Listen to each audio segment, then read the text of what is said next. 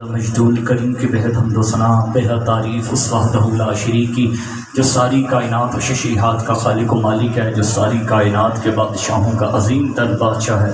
اس کے بعد لا تعداد کروڑاں درود و سلام آقا دو عالم نور مجسم شفیع معظم نبی محتشم تاجدار مدینہ راحت قلب و سینہ حضور سرور کائنات مفخر موجودات زینت بزم کائنات کونین کے والی خسرو خوباں سیاہ لامکان نازش ہر دو جہاں والی کل و مکان سجد انس و جان سرور لالا رخاں سرنشین مہوشاں شہنشاہ حسینہ تتیمہ دوراں ماہ خوباں حبیب رب کبریا حبیب رب رحمان صاحب لولا کلما خلقت الکائنات صاحب لولا کلما خلقت الافلاق صاحب لولا کلما خلقت الدنیا جلوہ صبح ازل نور ذات لم یزل باعث تقویم عالم فخر آدم و بنی آدم نیر بطحا رازدار ما اوہا صاحب علم نشرہ معصوم سجدہ آمنہ احمد مجتبہ حضرت محمد مصطفیٰ و آل مصطفیٰ صلی اللہ علیہ وآلہ وسلم کی ذات بابرکات پر حمد و صلوات کے بعد انتہائی واجب الاحترام دوست احباب بالخصوص مرشد کریم آپ صدارت فرما رہے ہیں۔ بلا تمہید میں اپنی گفتگو کا آغاز قرآن کریم کی جو آیے کریمہ سرنامہ سن کی حیثیت سے تلاوت کی۔ خلاق عالم اپنے کلام میں ارشاد فرماتا ہے کہ بے شک وہ لوگ جو ایمان لائے جنہوں نے نیک عمل کیے ان قریب رب کریم ایسے لوگوں کے لیے مخلوق کے دلوں میں محبت پیدا کر دے گا۔ اس آیہ کریمہ میں اللہ پاک نے اللہ والوں کا ذکر فرمایا، ولیوں کا ذکر فرمایا۔ ولی بننے کے دو راستے ہیں، ولی بننے کے لیے دو راستوں سے گزرنا پڑتا ہے۔ پہلا راستہ عقیدے کا راستہ ہے، جب تک عقیدہ ٹھیک نہ ہو، عقیدہ اچھا نہ ہو، ولایت کا سبق نہیں ملتا۔ اور نمبر 2، جب تک عمل خالص نہ ہو، عمل صالح نہ ہو، ولایت کی سند نہیں ملتی۔ نیک عمل سے بندے کو اللہ کا قرب حاصل ہوتا ہے، بندہ اللہ سے محبت کرتا ہے، اللہ بندے سے محبت کرتا ہے۔ اور جب اللہ داتا علی، مہر علی، ہند الولی، واسع علی، مولا علی اور پیر چاندی جیسے ولیوں سے محبت کرے، پھر مخلوق پر لازم ہے اللہ کے ان ولیوں سے بغض نہ رکھے، محبت رکھے۔ اور یہ ولایت کی ابتدا ہوتی بھی مولا کائنات کی چوکھٹ سے ہے۔ تاریخ کا اتنا بڑا المیہ، اتنا بڑا ظلم تاریخ لکھنے والے نے لکھ دیا۔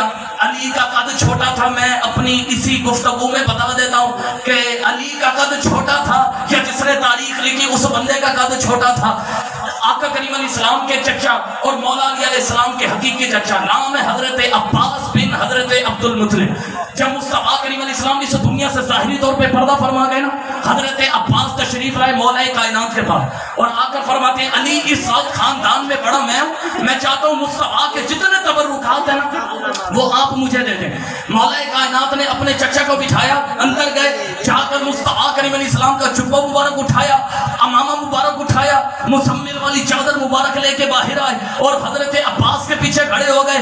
حضرت عباس کا امامہ اتارا، مصطفیٰ کا امامہ شریف پہنا دیا، حضرت عباس کا جبہ اتارا، سرکار کا جبہ پہنا دیا، حضرت عباس کی چادر اتاری، سرکار کی چادر مبارک پہنا دی۔ اور مولا کائنات فرماتے ہیں چچا ذرا آپ اٹھیں۔ حضرت عباس کہتے ہیں میں نے ضعیفی کی عمر میں جعالی کا سارا زور لگا کر اٹھنے کی کوشش کی پر مجھ سے اٹھا نہیں جا رہا۔ میں نے کہا علی مجھے کیا پہنا دیا، مجھ سے اٹھا نہیں جا رہا۔ مولا کائنات نے آواز دی بیٹا حسن، امام حسن تشریف لائے، وہی جبہ امام حسن کو پہنایا، وہی مصطفیٰ کی امامہ شریف حضرت امام حسن کے سر پہ رکھی، وہی مصطفیٰ کی مزمل والی چادر امام حسین کے کندھے پہ رکھ کے فرمایا بیٹا حسن ذرا صحن کے اندر چل کے دکھاؤ۔ امام حسن نے چلنا شروع کر دیا۔ اب بلایا امام حسین کو، وہی جبہ، وہی امامہ، وہی مزمل والی چادر امام حسین کو پہنا کر کہا بیٹا حسین ذرا چل کر دکھاؤ۔ امام حسین نے صحن میں چلنا شروع کر دیا۔ اب وہی جبہ، وہی دستار اور وہی امامہ مولا کائنات نے خود پہن لیا اور صحن کے اندر چلنا شروع کر دیا۔ حضرت عباس نے یہ منظر دیکھا اور واپس جاتے کہنے لگے علی میں پریشان اس بات پہ نہیں ہو رہا کہ جو وزن میں نہیں اٹھا سکا وہ تیرے بچوں نے کیسے اٹھا لیا، میں پریشان اس بات پہ ہو رہا ہوں جیسے جبہ آپ کو پورا آیا ویسے حسن کو پورا آیا، جیسے آپ کو پورا آیا ویسے حسین کو پورا آیا۔ مولا فرماتے چچا عباس یہ مصطفیٰ کا لباس ہے، سوائے آل رسول کے اور کوئی پہن ہی نہیں سکتا۔ سادات والے سے مسلح گئے، سید والے سے مسلح گئے، سادات کو پسے پشت ڈال کر اتنا ظلم کر دیا گیا کہ بلا یوٹیوب پہ مناظرے ہیں، بڑے بڑے مولویوں کو تکلیف ہوتی ہے جب ہم کہتے ہیں نا علی کعبے میں آئے، مولوی صاحب کہتے ہیں نہیں نہیں علی کعبے میں نہیں آئے۔ میں نے کہا پھر کہاں ہے؟ کہتے ہیں خانہ کعبہ کے ساتھ ایک اور گھر تھا علی وہاں ہے۔ میں نے کہا چلیں یہی مان لیتے ہیں، بس اتنا بتا دے علی کے کعبے میں آنے سے پہلے کعبے میں تھے کیا؟ مولوی صاحب دانت پھاڑ کے کہتے ہیں کعبے میں 360 بت تھے۔ میں نے کہا غیرت کا ٹوٹ کے مر جا، 360 بت مان لیتے ہو، ایک علی برداشت نہیں ہوتا۔ اور قبلہ اگر علی کعبے میں نہ بھی آتے نا، علی کعبے میں نہ بھی آتے تو علی علی ہوتے۔ علی کی عزت کعبے کی وجہ سے نہیں ہے، کعبے کی عزت علی کی وجہ سے۔ میں آخری جملہ پڑھتا ہوں کیونکہ آج ٹائم بہت کم ہے، ختم شریف بھی پڑھنا ہے۔ یہ جو علم کی ابتدا ہے، مولا کائنات سے پوچھا گیا یا علی آپ سے جو پوچھتے ہیں فوراً جواب دے دیتے ہیں۔ مولا نے ساری زندگی اس بات پہ ناز کیا۔ مولا فرماتے ہیں وہ جو میں نے بچپن میں مصطفیٰ کی زبان چستی تھی یہ اس کا کارلائل کا ایک جملہ مذہب کے اعتبار سے بندہ عیسائی تھا پر مسلمانوں کو شرمندہ کر گیا۔ وہ کارلائل کہتا مسلمانوں مجھے تم پہ بڑی حیرت ہوتی ہے، تم نے علی جیسی شخصیت کو ضائع کر دیا۔ کبھی تم علی کو صفین میں لے گئے، کبھی نہروان میں لے گئے، کبھی جمل میں لے گئے، کبھی خیبر میں لے گئے۔ علی جیسی شخصیت کو صرف ممبر پہ بٹھا دیا جاتا، علی صرف بولتا رہتا بولتا رہتا بولتا رہتا۔ علی نے علم کی اتنی دنیایں تخلیق کر دینی تھی پھر قیامت تک کبھی ریسرچ کرنے کی ضرورت ہی نہ پڑتی۔ ایک بندہ نام ہے اس کا عبداللہ، اسی پہ میں بات کو ختم کرتا ہوں۔ بغداد کا رہنے والا ہے، کاروبار کرتا ہے حکمت کا۔ اس نے سنا کہ کوفے کے اندر مصطفیٰ کا ویر رہتا ہے علی، جو پوچھو بتا دیتا ہے۔ وہ بغداد سے چل کر آیا کوفے، جیسے ہی میرے مولا کے ساتھ آمنا سامنا ہوا نا، تکبرانہ لہجے میں کہنے لگا کہ میں کچھ پوچھوں تو بتائیں گے؟ ابو طالب کا بیٹا مسکرا کے فرماتا ہے ہاں پوچھ۔ اس نے کہا جو میں سوال کروں گا نا بڑا سوچ سمجھ کے جواب دیجیے گا۔ مولا مسکرا کے فرماتے ہیں کیا کہا ہے؟ سوچ کر، جو سوچے اسے علی نہیں کہتے۔ تو سوال کرنا شروع کر۔ ابو طالب کا بیٹا تجھے جواب دینا شروع کرتا ہے کہ بلا اس نے پہلا سوال کیا، میرے مولا نے جواب دے دیا۔ اس نے دوسرا سوال کیا، مولا نے جواب دے دیا۔ 100 کے لگ بھگ جب اس نے سوالات کر لیے، سوال کر کے تھک گیا، سوچ میں پڑ گیا۔ جو سوال پوچھتا ہوں مولا سوچ سے پہلے جواب دے دیتے ہیں۔ مولا مسکرا کے فرماتے ہیں اگر تھک گیا ہے تو اب میں بھی علی تجھ سے کچھ پوچھوں، میں علی تجھ سے کچھ پوچھوں۔ اس نے تکبر ہے نا لہجے میں کہنے لگا یا علی پوچھیں۔ اب مولا نے جو سوال کیا نا کہ بلا یہ سوال دل کی تختی پہ نوٹ کیجئے گا۔ مولا فرماتے ہیں بس پھر مجھے اتنا بتا دے اللہ کی محبت میں اور علی کی محبت میں کیا فرق ہے؟ آئے ہائے ہائے، اللہ کی محبت میں اور علی کی محبت میں کیا فرق ہے؟ مولا نے اتنا سوال کیا، یہ بندہ پاگل سا ہو گیا، مجنون سا ہو گیا۔ یہ بندہ مجلس سے اٹھا اور دوڑتا ہوا باہر کی طرف چلا گیا، نہ یہ گھر کی طرف گیا، نہ یہ بازار کی طرف گیا، نہ یہ بغداد کی طرف گیا، صحرا کی طرف چلا گیا۔ جو بندہ راستے میں ملتا اس کو پکڑ جھنجھوڑ کے کہتا یار کوئی یہ تو بتاؤ اللہ کی محبت میں اور علی کی محبت میں فرق کیا ہے؟ لوگ کہنے لگے تو کہیں پاگل تو نہیں ہو گیا؟ قبلہ میرے مولا اگلے دن منبر پہ تشریف لائے، گفتگو کر کے چلے گئے۔ وہ بندے کا کوئی اتا پتہ نہیں۔ ایک مہینہ جب گزر گیا، ایک دن حضرت میثم تمار کوفے کی مسجد کے قریب سے گزر رہے ہیں۔ میرے مولا نے میثم کو دیکھا، میثم مولا حکم فرمایا کہاں جا رہا ہے؟ مولا یہ کچھ کھجورے ہیں، یہ پانی کا مشکیزہ ہے، بازار میں بیچنے کے لیے جا رہا ہوں۔ مولا فرماتے ہیں میثم آج تو نے بازار میں نہیں جانا، آج تو نے صحرا میں جانا ہے۔ آج کے دور کا کوئی مولوی ہوتا فوراً اعتراض کرتا یا علی کھجورے بازاروں میں بکتی ہیں صحراؤں میں نہیں بکتے، لیکن آگے سے علی کا نوکر تھا، علی کا ملنگ تھا، علی کا عاشق تھا۔ حضرت میثم تمار نے جب یہ جملہ سنا، مولا کا فرمان سنا، کھجوروں کی گٹھی اٹھائی، صحرا کی طرف چلنا شروع کر دیا۔ صبح سے دوپہر ہوئی، کوئی معاملہ سامنے نہ آیا۔ دوپہر سے شام ہوئی، سورج غروب ہونے کے قریب آیا، میثم سر پکڑ کے بیٹھ گئے۔ مولا کا حکم تھا، حکمت کے بغیر مولا کا حکم ہوتا نہیں ہے، کروں تو کروں کیا؟ اتنا سوچ رہے تھے یا دور نظر پڑی کہ ایک بے جان بندہ زندگی کی آخری سانسیں گن رہا تھا۔ میثم تمار چلتے چلتے چلتے اس بندے کے قریب آئے، جیسے ہی اس بندے کے پاس پہنچے اسے ہلایا۔ وہ بندہ پاگلوں کی طرح کہنے لگا یار کوئی تو بتا دو اللہ کی محبت میں اور علی کی محبت میں کیا فرق ہے؟ میثم تمار سمجھ گئے مجھے مولا نے بھیجا کیوں تھا۔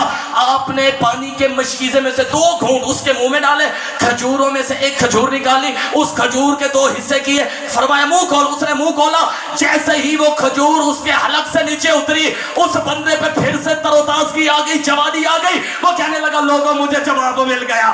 اللہ کی اور علی کی محبت میں کیا فرق ہے میں بتاتا ہوں. اللہ کی محبت میں اور علی کی محبت میں کوئی فرق ہی نہیں ہے. اللہ کی محبت علی کی محبت ہے اور علی کی محبت اللہ کی محبت ہے. منہ سے بندے نے اتنا تو بتا دیا. حضرت سید امیر شان شاہ خیر رب خیر، حضرت سید محی الدین علی شاہ خیر. میری گفتگو کے تھے 10 منٹ، باقی 2 منٹ باقی ہے.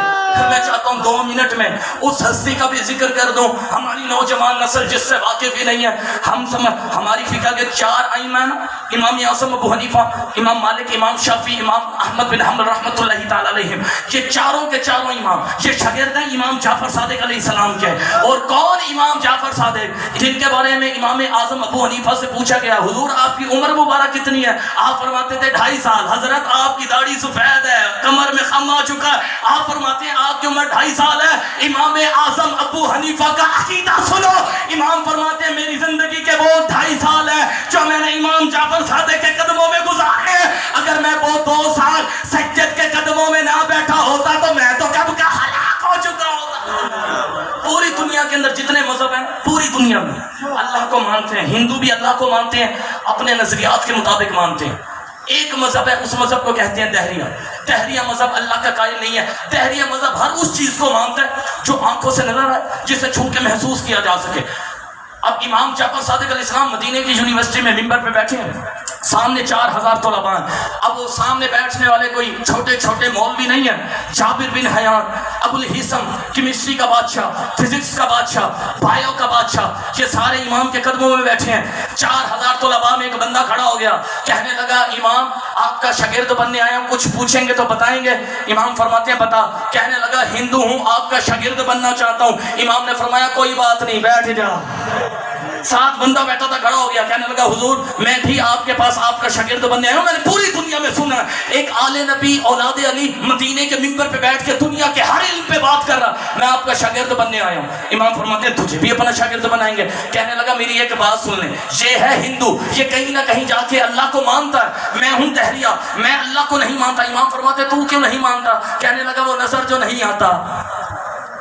اچھا امام فرماتے ہیں بیٹھ ہو جا. پھر کھڑا ہو گیا، کہنے لگا میں آپ کے مذہب کا قائل نہیں ہوں، میں آپ کے علم کا قائل ہوں. پوری دنیا میں نے سنا ہے ایک بندہ مدینے کے ممبر پہ بیٹھ کے دنیا کے ہر علم پہ بات کر رہا ہے. پھر کھڑا ہو گیا، کہنے لگا میری شرط یاد ہے؟ امام فرماتے ہیں کون سی شرط؟ کہنے لگا میں آپ کا مذہب تسلیم نہیں کروں گا. امام فرماتے ہیں کوئی بات نہیں. کہنے لگا میں آپ کے اللہ کو نہیں مانوں گا. امام فرماتے ہیں کوئی بات نہیں، میں بھی تجھے اس وقت تک نہیں منواؤں گا جب تک وہ نظر نہیں آئے گا. کہ بلا یہ بندہ 6 دن امام جعفر صادق علیہ السلام کے قدموں میں بیٹھا. جب 7واں دن ہوا امام جعفر صادق علیہ السلام کلاس روم میں ہے، یہ بندہ پتھر پہ بیٹھ کے حلیلے کے بیچ اڑ رہا تھا. امام قریب آ کے رک گئے. امام فرماتے ہیں کیا کر رہا ہے؟ کہنے لگا امام کل آپ نے درس دیا تھا یہ جو حلیلے کے بیج ہے نا، انہیں کوٹ کر صفوف تیار کیا جاتا ہے. انسان کی جو سکین ہے، انسان کی جلد، ان جلدی مرضوں کا علاج کیا جاتا ہے. میں وہ دوائی تیار کر رہا ہوں. امام فرماتے ہیں تجھے 6 دن ہو گیا میرے پاس آتے ہوئے، آج ہے 7واں دن، چل مجھے چھوٹا سا امتحان دے. کہنے لگا پوچھے. امام فرماتے ہیں بس اتنا بتا دے پہلے حلیلے کا درخت آیا ہے یا حلیلے کا بیج آیا ہے؟ کہنے لگا پہلے حلیلے کا بیج آیا ہے. امام مسکرا کے فرماتے ہیں کس درخت سے آیا ہے؟ کہتا نہیں پہلے حلیلے کا درخت آیا. امام فرماتے ہیں کس بیج سے آیا؟ آدھا گھنٹہ مغز ماری کرتا رہا. جب تھک گیا نا امام کے قدموں پہ ہاتھ رکھ کے عرض کرتا ہے مولا میرے پاس تو جتنا علم تھا سارا کا سارا ختم ہو گیا، پر ہاں میرا دل یہ کہتا ہے زمین کے نیچے کچھ خاص مادے ہیں جو نظر نہیں آتے، ایک خاص وقت میں اکٹھے ہوتے ہیں، نشوونما پاتے ہیں، بڑے ہوتے ہیں. امام فرماتے ہیں پھر غیرت کر اتنا تو بتا دے انہیں نہ نظر آنے والوں مادوں کو اکٹھا کون کرتا ہے، انہیں نشوونما کون دیتا ہے؟ اس بندے نے امام کے قدموں پہ ہاتھ رکھ کے عرض کی مولا آپ نے اللہ بتایا نہیں مجھے دکھا بھی دیا ہے. اللہ پاک زندگی کے آخری سانس تک آل رسول کے در کا نمک حلال وفادار کے واقع دعوانا